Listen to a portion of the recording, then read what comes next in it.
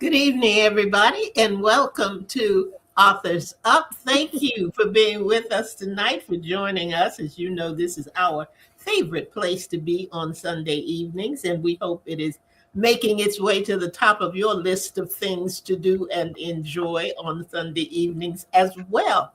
Now, you may notice something that has been different, or that is different this week from previous weeks, is that all three of us are here. Yes. Yay! Woohoo! I'm back. I'm back. And we are glad to be with you. And I tell you what, we have missed our Ruth. Ruth is traveling. Ruth has been, I don't know where Ruth has been. I just know we keep texting her, asking her when she's coming home. Yeah, that is true. I have all the texts to show that. So Right. She's not allowed any more days off the rest of the year. No more. Yeah, all right. No more. That's it. But we're going to, as a matter of fact, start our week in review. You ladies all wave and say hello to everybody. Good evening, everybody. There you go. There you go. But we're going to start with Ruth. We're going to let her start our week in review. And as the government folks say, you know, I will even be gracious enough to yield my time. No, we're not doing that. In the corner. So she can tell us all about her travels and everything. But Ruth, welcome home. We're so glad. Thank you. Not the same when we're all not together. We missed you.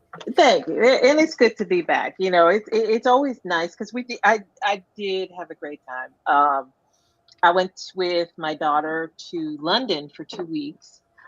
We stayed at an Airbnb, and it was nice because it was like very, you know, it's like here you rent a room and then you share the kitchen and the laundry and all of that. So I got to meet some of the tenants, got to cook. And it's funny because some of the habits just don't leave you. Because over there they had like, okay, you know, you have washer, dryer. You set their washer and they're not very energetic. They're not energy efficient at all because it takes them about 2.5 hours on a good day to wash clothes. Wow. And then to dry it takes about 3 hours. So you're like there all day. But what? Oh yeah, it was fun.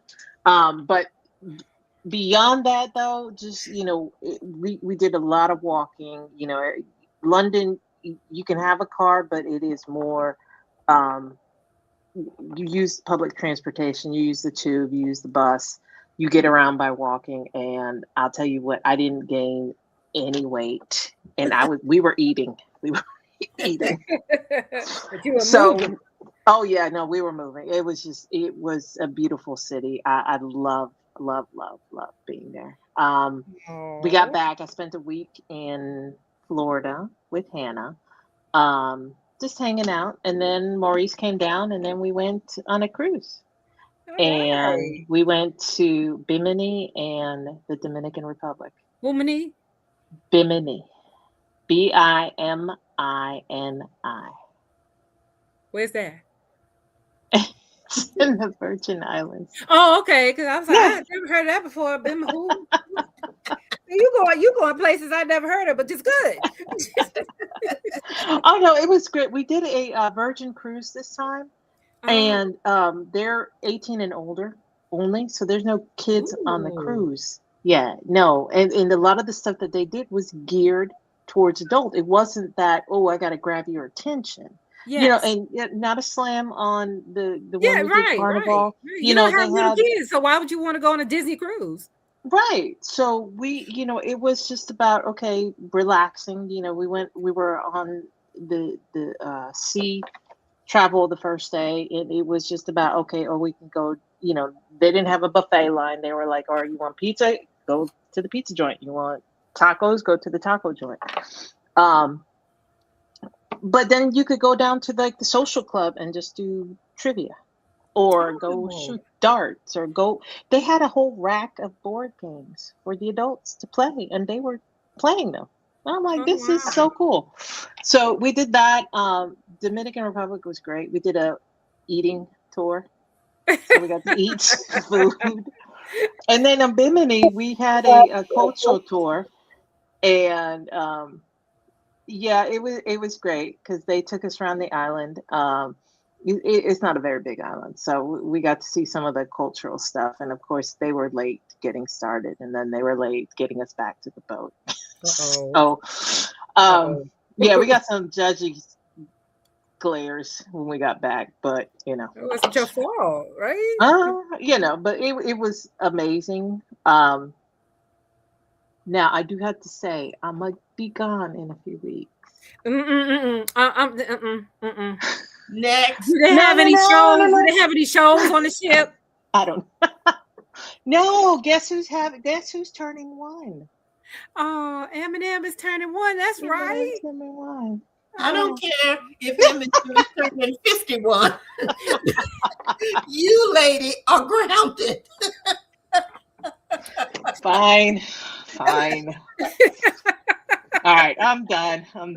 Andrea, what did you do? Well, obviously, I didn't have as much fun as you did. Obviously, we was back here working. Working day and night. Working day. I had a good week. I said that this was the year that I would not complain. Amen. You have said that. Yeah. So whatever happened, good, bad, or indifferent, I'm gonna make it all good. I'm gonna say it's all good. My grandson celebrated a birthday, and we had a little surprise party for him, which he was really surprised, which was a lot of fun for the rest of us. I don't know whether it was as much fun for him, but we had a good time. So there was a lot going on with that. Lots of family stuff happening, and just kind of taking it easy, trying to still adjust medications, and health journeys are what they are. Mm-hmm. And we're gonna keep it rolling and keep it moving, as they say. There was something else that I wanted to tell you all about, but I can't think of what it was. I didn't put it in my notes, so if I think about it before the show is over, I'll bring it back to you guys. But for the most part, it was just a week. And I'm just glad that you are back. I'm glad that you had a good time. Yes. Thank you. Uh, enjoy. We need to not just live. We need to Yes. enjoy life. And the Yes. fact that you Absolutely. enjoy life, and enjoy it with your kids. Some people don't ever get the opportunity to really spend time with their children and enjoy it. And Exactly. Hannah's my girl, and I live life vicariously through her. Hannah is a young woman who is just brilliant in what she does and has no fear, and just she's living. I don't know whether she thinks it's her best life, but I think she's living her best life right now. She does believe it's her best She's life. pulling her parents right on with her. Yeah, Mhm. I just think Mhm. it's wonderful that you get to do that. So Yes. I'm glad about that for you. And Victoria, what was your week like? Because let me tell you, before we go any further, this is one of those programs. And if you all have not shared it and hit that share button, you Yes. need to do that, because this is going to be one of those shows that goes down in the history of Authors Up, because I don't know whether we can contain Victoria. So I'm going to let her loose right now so she can talk about the weekend review and kind of fill you in on the bio of the guests that we have tonight, because I'm telling you, it's going to be a show that's going to be memorable for you. Go ahead, Victoria. Okay, I got that I think I'm doing really well. Because I am very excited. But last week was kind of painful, and it's not about I won't say it's complaining. I'm just sharing because I always share the journeys with y'all, good and bad. I had been having excruciating pain and it's hurting tonight. So if I don't see myself, I want to say apologize for that because I'm hurting. But this is what we do. We push through.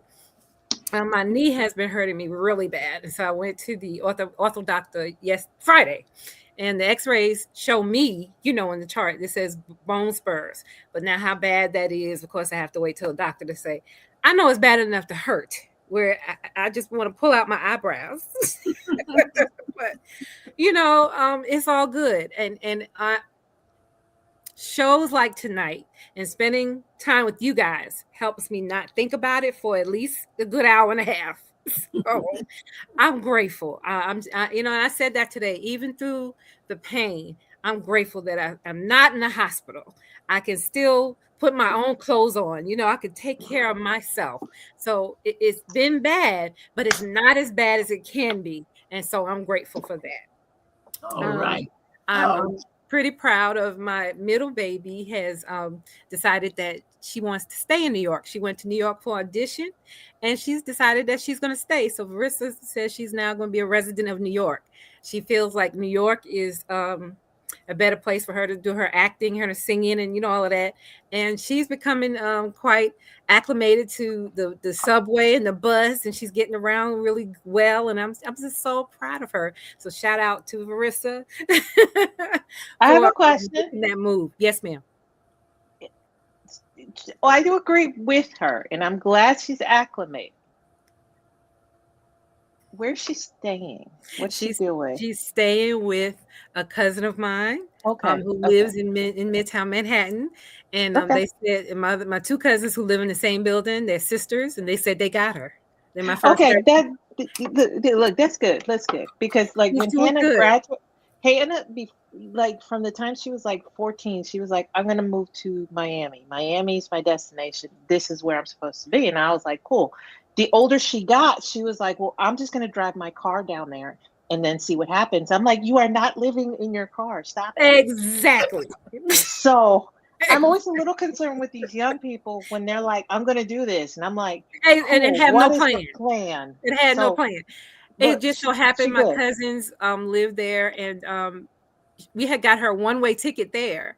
And when we didn't have the return ticket, my cousin said she can come on stay with her. And then my cousin sat her down and said, so what is your plan?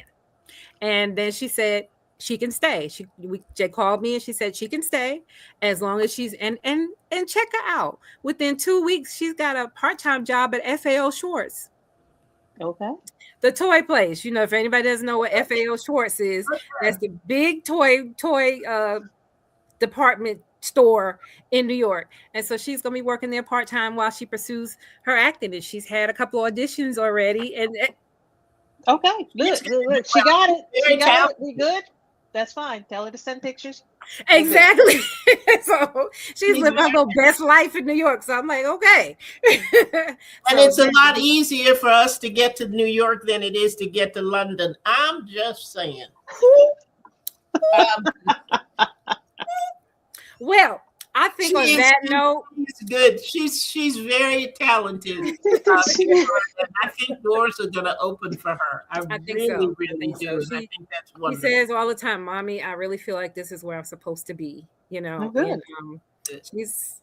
that's all I can say. And what's ironic is that she's 23, and I moved from New York when I was 23, and then she moves from Durham to New York, and she's 23. Who would figure that? But God knows, and he's taking care of her much better than I can. So on that note, that was my week in review, and we're going to get on to this interview tonight because I'm excited, y'all. I'm really excited.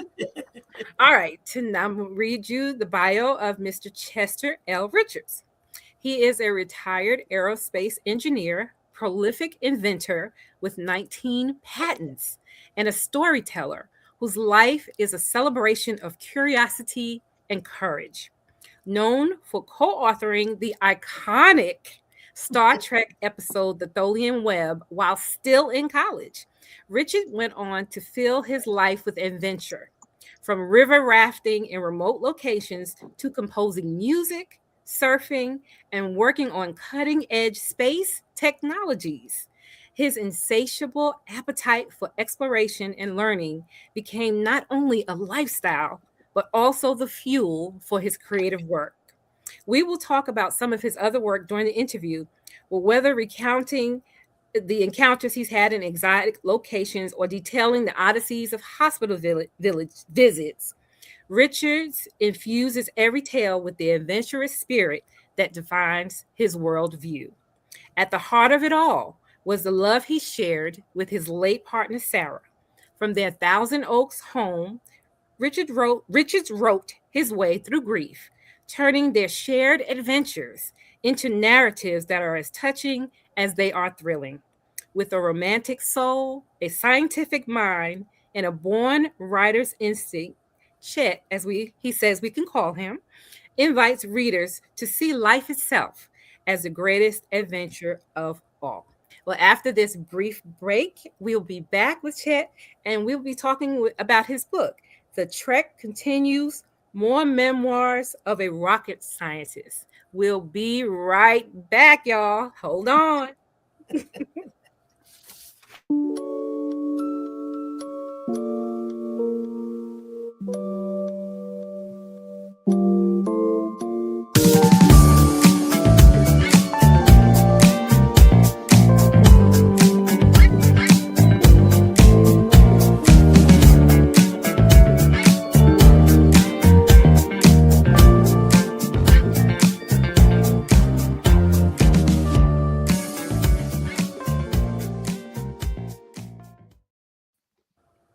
Hi, Chet. Welcome to the show.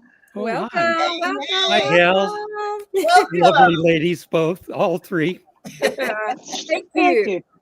you. All right, we're going to get started. And I have to say, I know Victoria, she's going to share a lot more about this aspect. But wait your turn. Honestly, so the title of your book, and I'm gonna have I'll start the way we usually start, which is tell us about your book. But Yep. I just want to say, when I got the email from your PR person, what got me was the title, because I am a Trekkie. I used to watch the show with my dad in syndication on Sunday mornings. That was our ritual. So I was intrigued by the title, by the subject, and then I got into it, and I was like, "Oh, no, this is a great story." Little stories add up to a great story, and I knew we had to have you on the show. So, please tell us about your book. Well, I guess the origin of the books it started with a tragedy. My wife, this was a long time ago now. It's been 20 years. My wife collapsed and her heart stopped right in front of me, and got her to the hospital and all the rest. But she passed away within the next day. And I was absolutely devastated by the experience. We were very, very close, and she was an extraordinary woman, as we'll talk about a little bit later. And what I discovered was, in writing stuff down for her funeral mass, it lifted my spirits a little bit, just putting some words down, describing the experiences that we had had together, and some of her biography and things that she had done before we had gotten together. And in reflecting later on about how I felt in doing that writing, I decided to go ahead and start writing. And I have a very long and very interesting life to draw upon. And so I just started writing stories which I thought of at the time as being letters to my dear wife, Sarah. um, sending them off into the wherever it is that she happens to be so that she can read them at her leisure. And I found that every story that I wrote lifted me one step um, out of my depression. So I basically climbed a stairwell one step at a time by writing one story at a time to getting back to something of a normal life. Different life, of course, but one that had its own satisfactions as well. Mhm. So I have a variety of stories that, as it turns out, filled one book, and then it filled a second book, and now it's filled a third book, which is still to be edited and published in the next couple of years. Wow. But lots of stories. They're all standalone stories, by the way. You don't have to read them in any given sequence. You can just open the book anywhere and just start reading because the stories are all independent. But there's stories about adventures that I've had, stories about people that I've run into. And given the nature of the industry that I've worked in, I've met some of the most extraordinary individuals, people that are really well worth knowing about. And we can talk about at least a couple of those very, very interesting people as we have time for this evening. Okay. All right. Well, and you said it. Hold on, right there. You talked about adventures. Most of the time, we don't think of our life as adventures, unless we're out there, mountain climbing and going on safaris and things like that. But you did some extraordinary things in your life, and I feel, and even in our pre-talk, I kind of feel like it is in you. You came from an adventurous lineage, so now it was in you to be adventurous. So how there was a quote that I pulled from the book: "The most thrilling adventure of all, I met and wed the remarkable Sarah. This time I've written more about my lovely Sarah. She isn't gone. She is present in each story." I felt like that was the heart of the book. But in talking about adventures, again, most of us don't look at our life in that.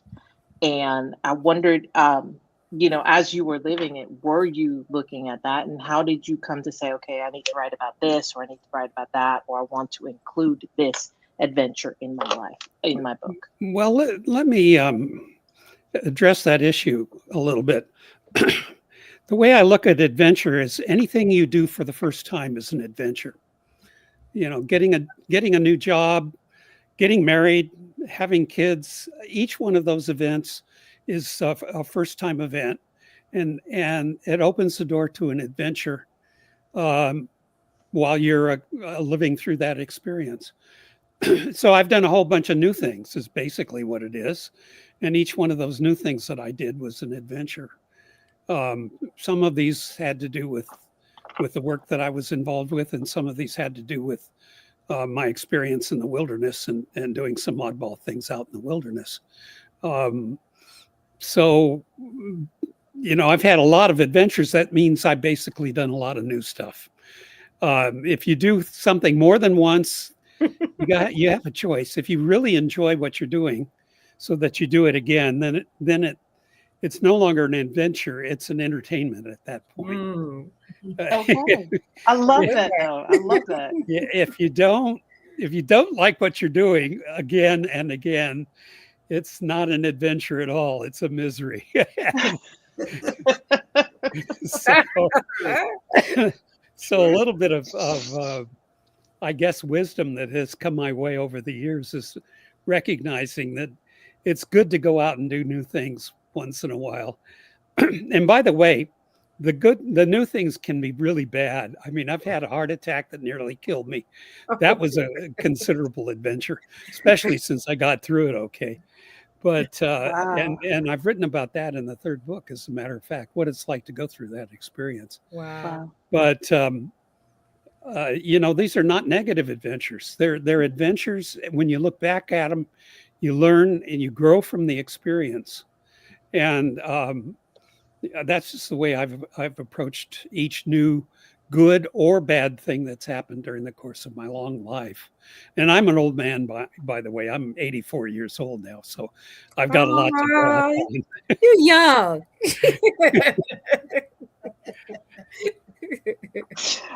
You know what though, that is awesome.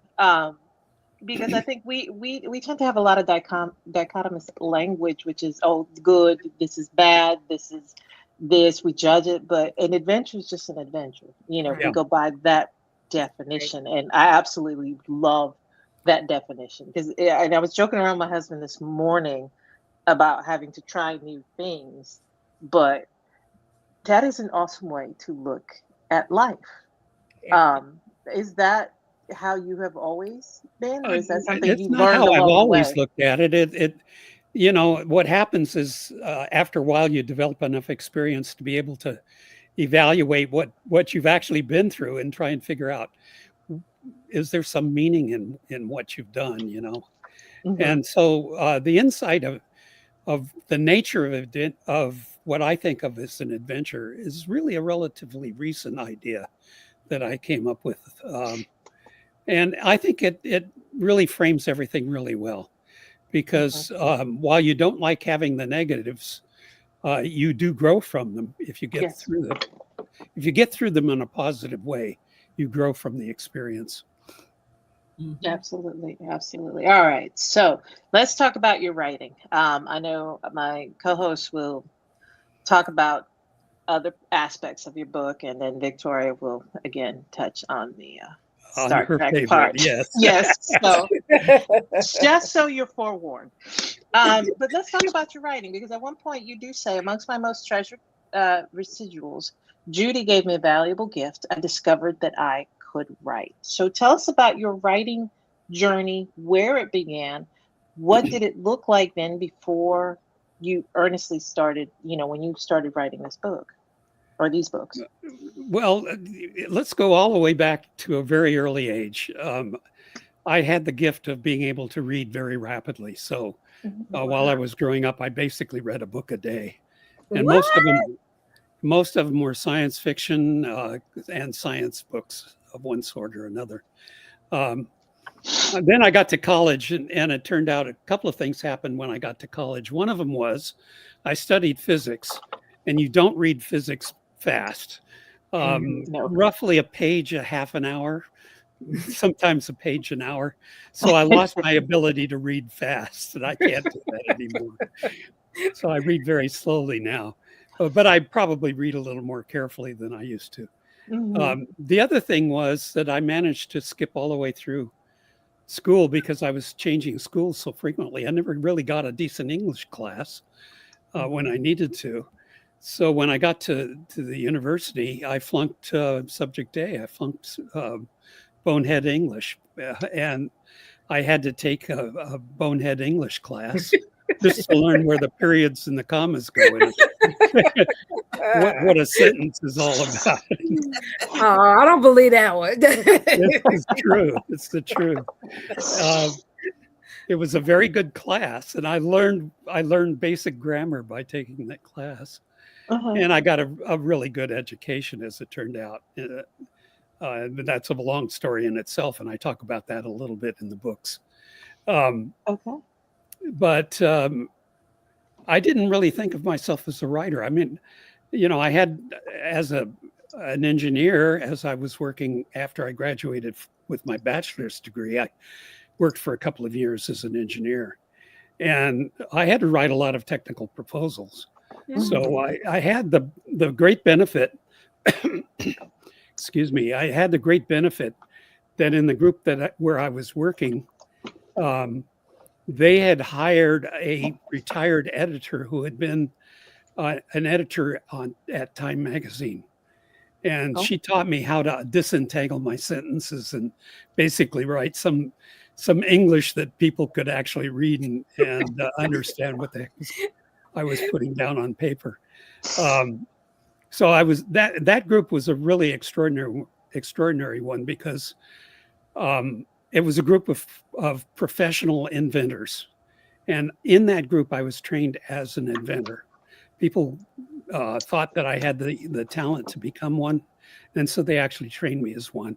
Oh, And wow. and that's how I got my started in the business of inventing. I've got more inventions than I have any idea how many I have, but it's a lot more than the number of patents that I have. Wow. Um, so after 2 years in that job, I went off to graduate school, and Mhm. I studied physics and engineering in graduate school. And then I went out into the workforce again and managed to knock my way around from job to job, and had a good time meeting a lot of really interesting people along the way, Oh, working wow. on interesting projects as well. And somewhere along the line, I had gotten fascinated with the idea of going on a river trip through the Grand Canyon, and I did one of those in the early 1970s, and that got me started in wilderness excursions, a lot of whitewater excursions and things like that. Mhm. Uh, Heavy water was not a new experience for me, because growing up in Southern California, I became an avid surfer. So I was a surfer for, you know, all the way through high school and college. So I was used to dangerous water. Let me put it Mhm. that way, and going on river rafts and kayaking, river Wow. kayaking, Do things you like still that. surf? Do you still surf? I'm Victoria. sorry. I just want to know, do you still surf sometimes? I, See, okay, thank you, Victoria. no, I don't know. I'm just being bad. It's Yeah, I'm something too I've old for never that done. sort of stuff anymore. Basically gave up most of that when I got married with Sarah, and Oh, okay. and we started living our life together. We did a lot of camping and things like that, but it wasn't quite the same as the crazy stuff that I did. I did wilderness stuff from Alaska all the way to Africa. So Wow. Wow. I've been around. I've been around a bit. Okay. All right. Um, let's see who's going to go next. I want to go. I want to go real quickly because I know that Victoria has some things that she really wants to talk to you about. Ted. But It's okay. I'm enjoying this. I've got two things. Um, we had been talking a lot on the program about the importance of the first sentence and how you craft your story, and how these stories come together. And you in this book, and you have told us that most of your things that you have included are really standalone stories that Yes. you can pick up. And I love that you don't have to go from chapter one through the end. There could be a title or something that really sparks your interest, and you go, I think I'm spend some time in this place for a while and see what Jed's talking about. But one of the things that when Ruth mentioned the title, uh, part of the title or subtitle that you had was from the potato to Star Trek. And it wasn't in this book. I think you really addressed it in the first of the Yes. trilogy. But Yes, I did. you got to tell us about the I'm potato. not allowed to. My publisher said you don't. You can use that as a come on to get people to read the book. Oh, What I will tell you about that is this is an experience I had just before I started college, and it was a very dangerous experience.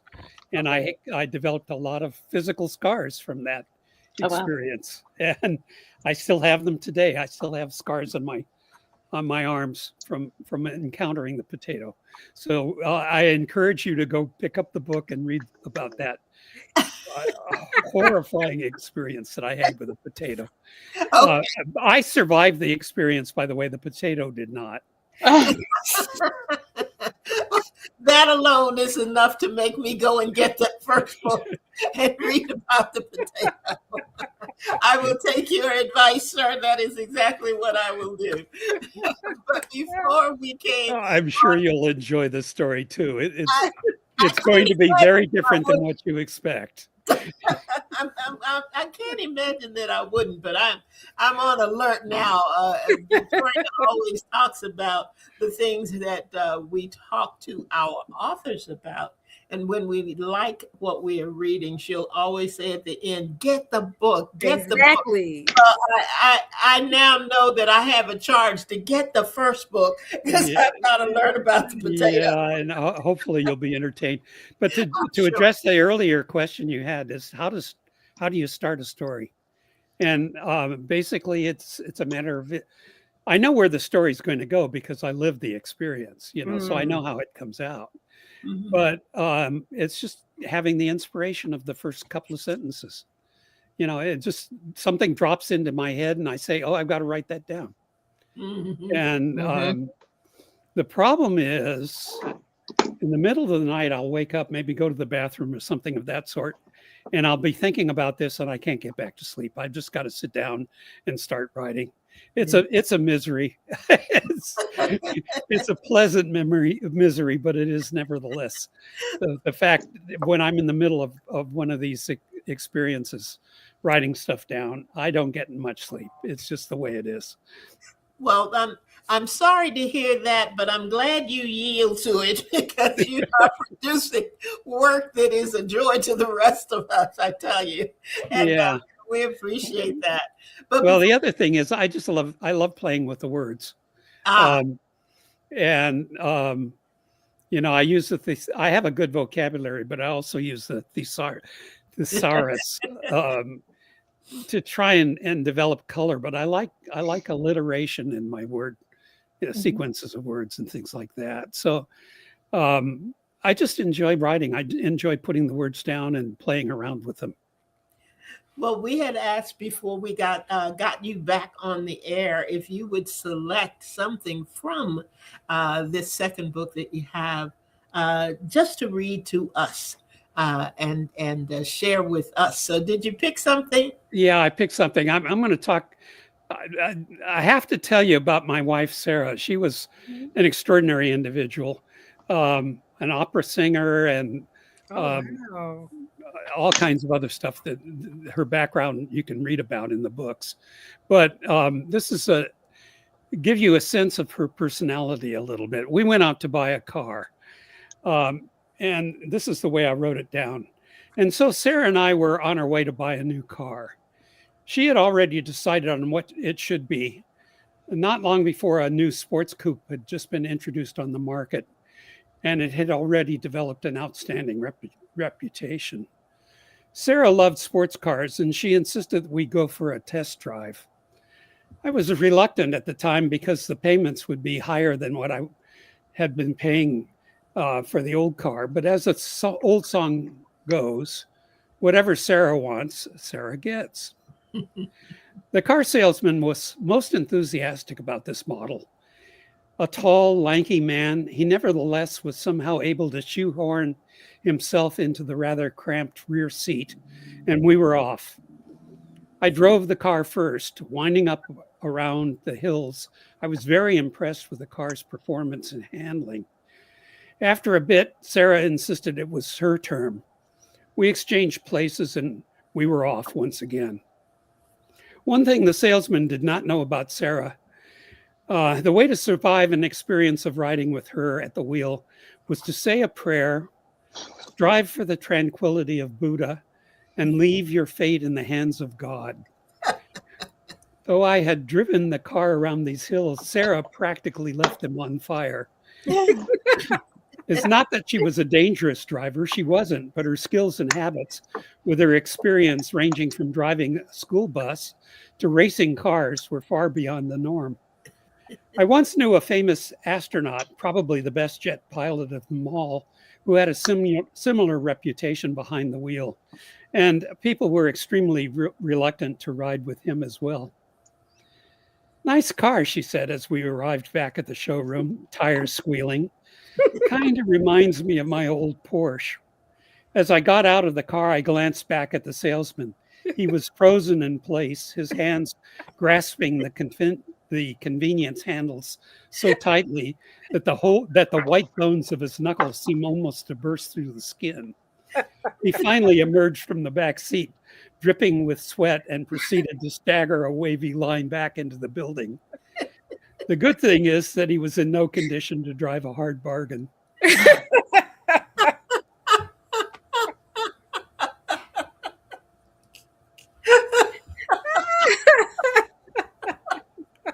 What a joy.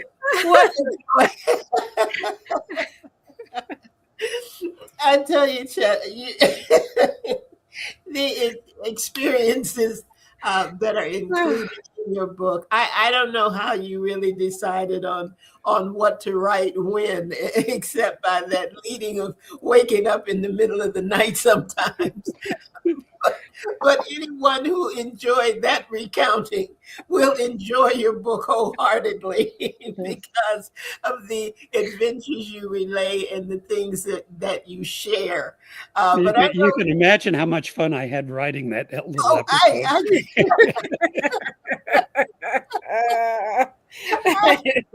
it was as much fun as we are having now that you've brought it to us, because this is what life is all about, and we sometimes miss the joy of it, of the things that we experience and the things that we encounter and the people that we encounter, because we are just so focused on things that sometimes at the end of the day have no significance at all, have not created any kind of lesson for us, have not helped us to build any kind of memory.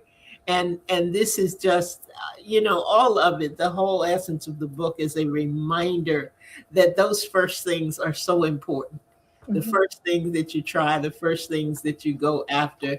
Sometimes, like you said, sometimes they're good and sometimes they're not so good, but they're all necessary to help us to live the kind of life that is a legacy kind of life. So I'm glad that's what you picked, and I thank you for sharing that. And I'm going to turn you over to Victoria, because I know there are some Star Trek questions that I'm ready for you, Victoria. I'm ready. Bring it on, lady. Well, here's the thing. My cheeks hurt. This is one of those interviews where I've been smiling from when you came on and when Ruth started talking, and that's indicative of the joy that we feel from you as the author. We like to say here at Authors Up that only the author can tell a story in their own words. Only you can tell a story the way you wrote it and had the intention behind it. And talking to you tonight, you guys, I'm just gonna say two. Get the books,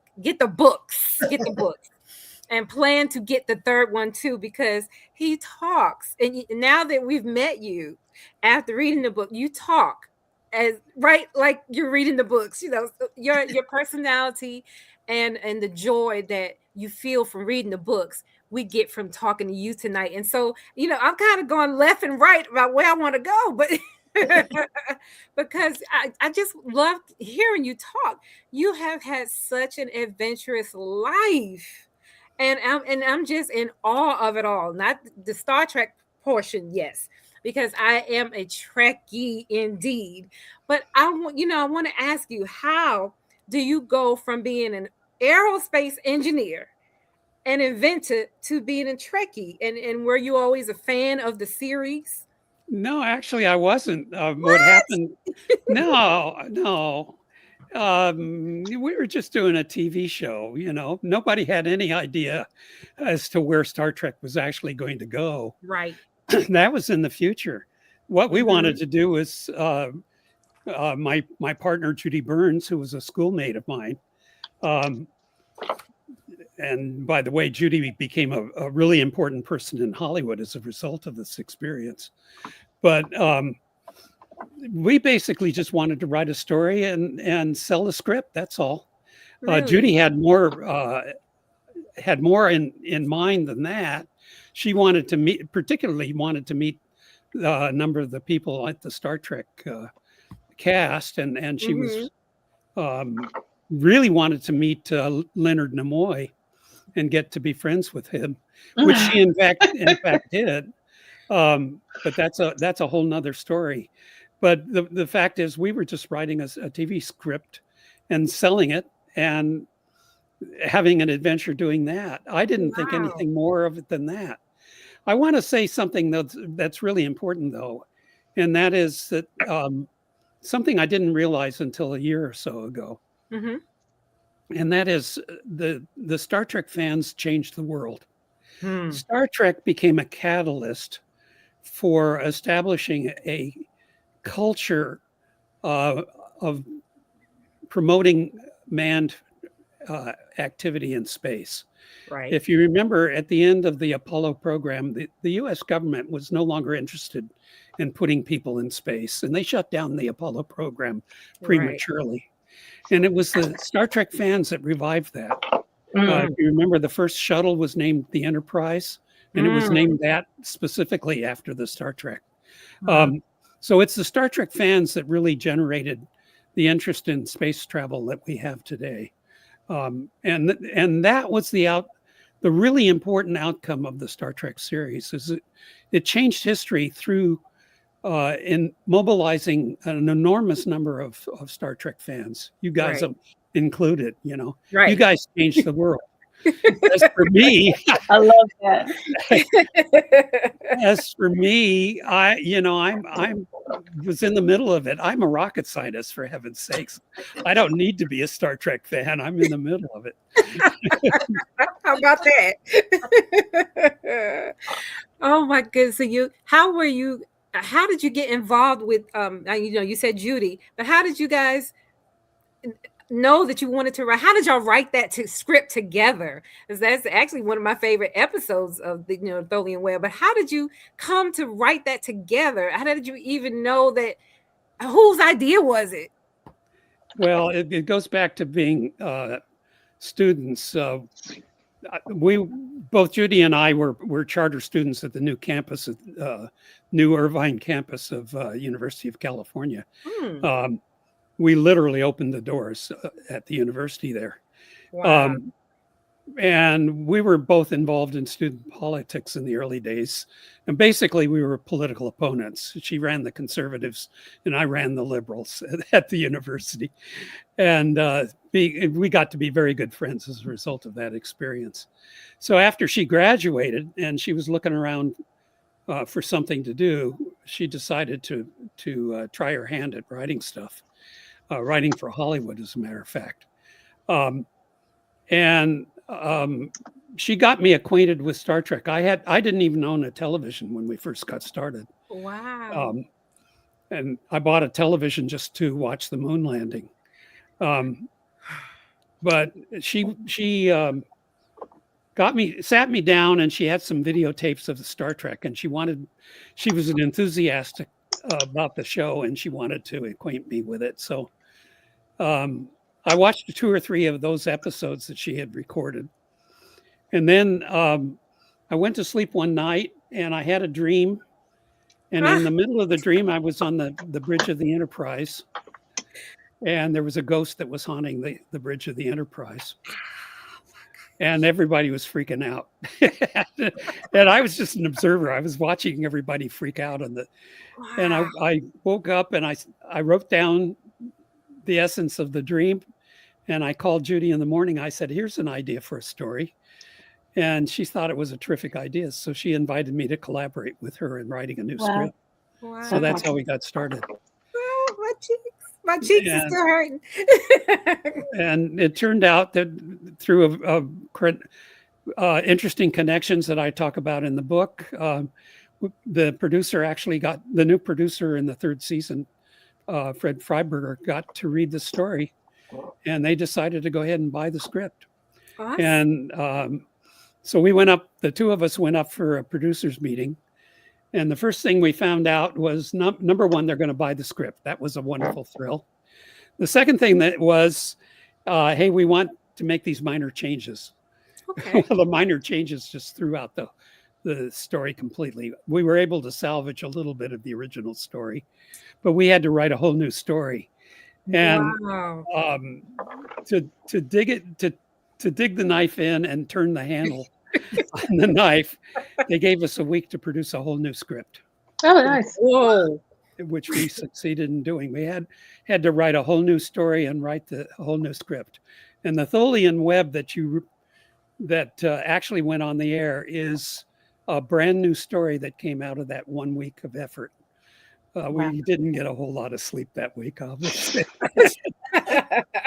But we kept the ghost on the ship. Yeah, well, they liked the revision, as they called them, the minor revisions, and with some more minor revisions, that's basically what went on the air. Wow. Well, I'm sure that was an author's dream. I mean, how your book opens up with the your party of the screening in your home. How, and I'm not sure if it's the home, I don't want to say that, but how did that feel for you to watch the story that you wrote in life, just come to life on the screen? How did that feel?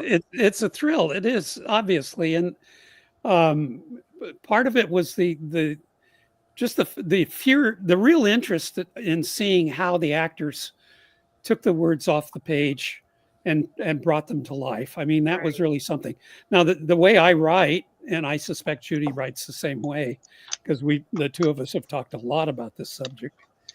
But the way I write is I know where a scene is going to go because we've already done the story treatment.